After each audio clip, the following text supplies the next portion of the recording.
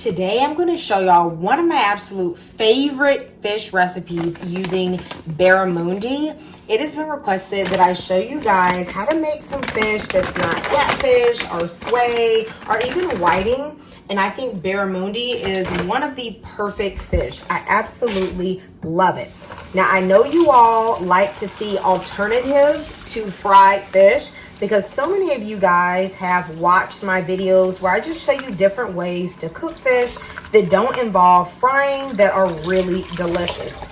So I'm going to show you one of my favorite recipes that I literally make every single week after work. And I have never showed you guys this recipe before or anything like it. So I think you guys are going to love it.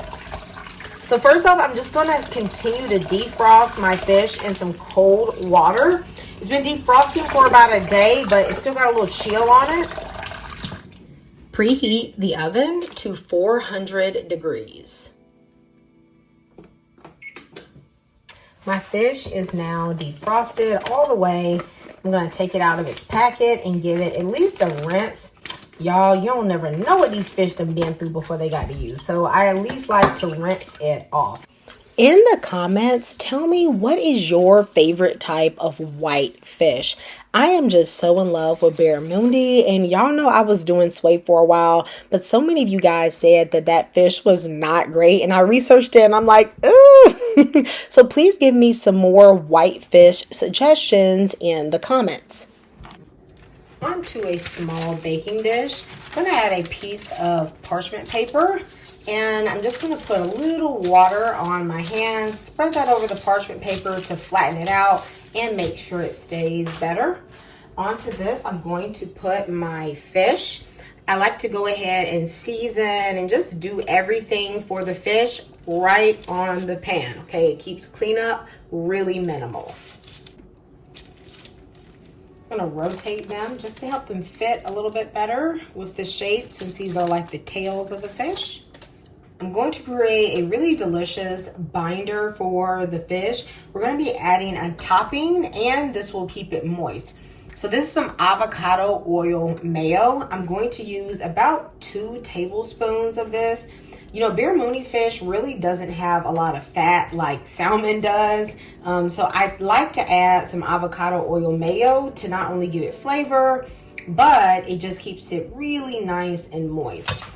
To boost the flavor, I am going to use some Dijon mustard. Yellow mustard is not going to work. It's a bit too strong. This is just half of a teaspoon, so it is not mustardy at all. Right into this mixture, I am going to add some fresh lemon thyme. Now, some of you guys may not have this, so you could just put a little bit of dried thyme, but lemon thyme pairs so well with fish, and I have some fresh from my garden. It's about a teaspoon. If you're using dried, just use maybe about 1/4 of a teaspoon. You could add in things like fresh chopped garlic, but I'm gonna be honest with y'all, I don't do that for this fish. I keep it really simple for this recipe, but it comes out so good, which is why I eat it so much.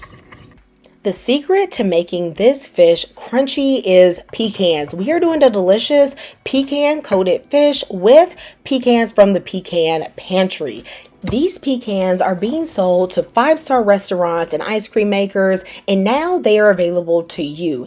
Don't let all those 5-star restaurants have the good stuff. Honey, you better treat yourself.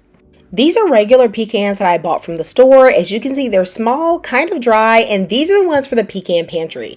The Pecan Pantry ones are literally 25% bigger, plus they have that old-fashioned taste. They taste like you just cracked open a pecan from your backyard tree and ate it. If you can't see the difference, baby, you need to get your eyes checked.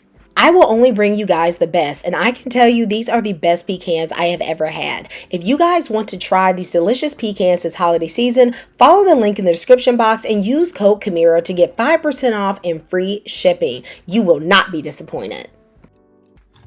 I'm chopping up 1/4 of a cup of pecans into a somewhat fine mince. You could do this in a food processor, but baby, I am not going to bust out the food processor for a little quick weeknight recipe. And if you are triggered that I say pecan instead of pecan, baby, argue with your mama, not me, okay? Now I'm going to add some of the mayo, Dijon, and herb mixture to the fish. I'm going to try to just spread it out evenly between all three of my fillets. I especially like to make sure I put some near the end tip. If any part of this fish is prone to getting dry, it will be that end because it is so thin. The seasoning for this is really easy. Now, one of the rules I have when working with whitefish is that you do not want to overwhelm it, especially barramundi. It has a nice buttery flavor on its own. So I always add a little bit of sazon tropical. Sometimes I will also go in with this fish seasoning. I know it says fish seasoning, but honestly, this is just like paprika, garlic powder, onion powder, pepper. It's a really basic mix. Very similar to Emerald's original essence. They're just kind of general all-purpose seasonings. I don't always use one of these, but if you can only get one, use some Sazon Tropical or like some Badia Complete, and that'll do it, okay? That'll do it. If you don't have this, then you could also just use a little bit of lemon pepper. And that's it, okay? It's not hard at all. I don't even go in and add more salt because too much salt will overwhelm this too. And there's also salt in these spices, and it's plenty for this fish, I promise you. I'm going to use a little bit of plain bread crumbs. This is only about a tablespoon. I've kept it separate from the pecans because I don't always use up all the pecans or the breadcrumbs, and I don't want to waste them, especially not these pecans, baby. You know, these premium, okay?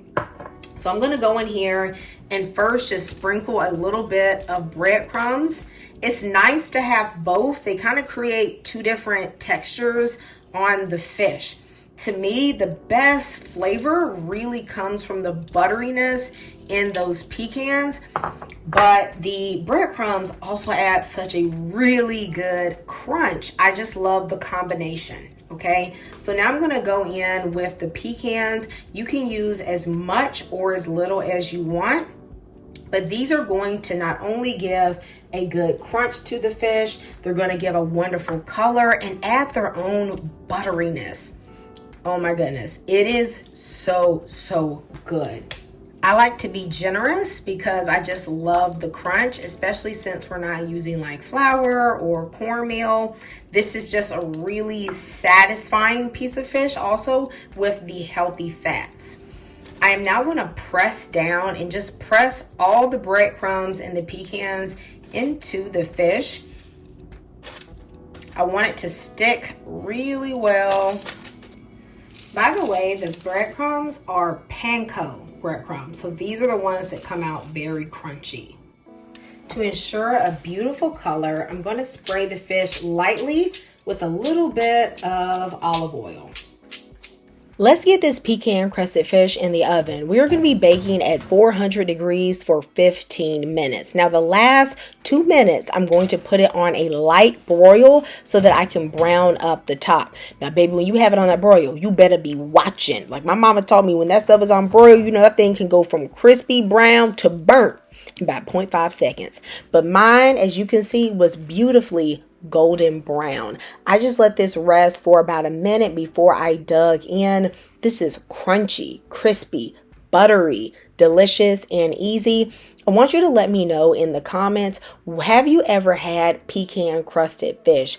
And what would you pair this with? I feel like this goes great with a vegetable like broccoli. You put a little lemon juice. Actually, you could even add a bit of Parmesan cheese to the coating of this fish, and it is so good. Even with like some roasted potatoes. Honey, I'm all in. I thank you guys so much for watching this channel, and I'm going to see you next time in Camirra's Kitchen. Goodbye, and God bless.